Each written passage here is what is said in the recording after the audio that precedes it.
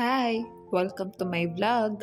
Ang i-vlog ko for today ay Nestogen 3, yung old formula versus yung new formula ngayon. Bale guys, Nestogen 3 nga pala yung gatas ng anak ko dati at pinalitan ko siya simula nung nagbago ang formula nito dahil biglaan na lang hindi nahiyang yung anak ko, hindi siya makapupo ng ayos. And i-vlog ko next time kung ano yung gatas na ipinalit ko sa Nestogen 3. Pero ngayon, i-discuss muna natin kung ano yung pinagkaiba ng old formula ng Nestogen sa new formula ng Nestogen ngayon. At available din yung naka-plastic na packaging sa ibang weight ng Nestogen tulad nung makikita nyo sa screen. Ito nga pala yung naitago kong lumang karton ng Nestogen 3 na merong nutrition packs. Buti na lang at napicturan ko pa at malinaw pa. Tulad nga ng dati guys, magbabase ako sa per 100 grams of powder. Hindi nga pala ako nahirapan mag-compare kasi parehas lang sila ng measurement na ginamit. Hindi ko na kailangan mag-convert ng gram to milligram or vice versa.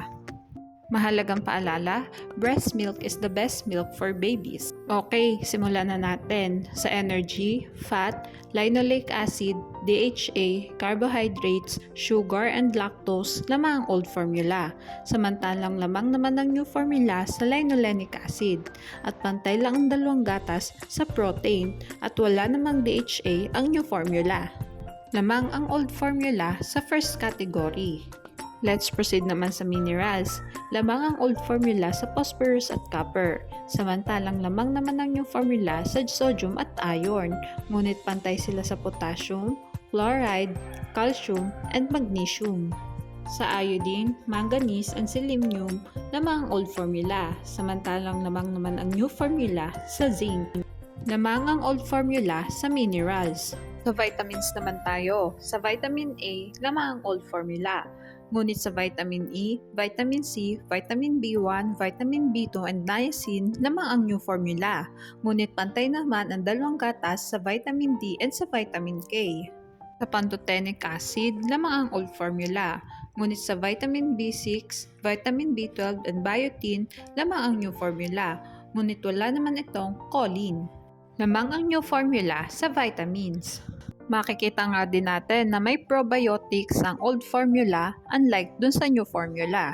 At alam naman natin na ang probiotics ay maganda sa digestion at ito nga siguro ang dahilan kung bakit hindi na nahiyang yung anak ko sa new formula ng Nestogen. Bale, ang summary nga pala ng vlog natin ay sa first category, minerals at probiotics, lamang ang old formula. Samantalang lamang naman sa vitamins ang new formula. Pero lagi nating tatandaan, pumili ng gatas na hiyang sa bata. Okay, hanggang dito na lang pala ang vlog ko. Sa next vlog ko na lang, i-discuss yung gatas na ipinalit ko sa Nestogen 3. Thanks for watching. Please like and subscribe for more videos.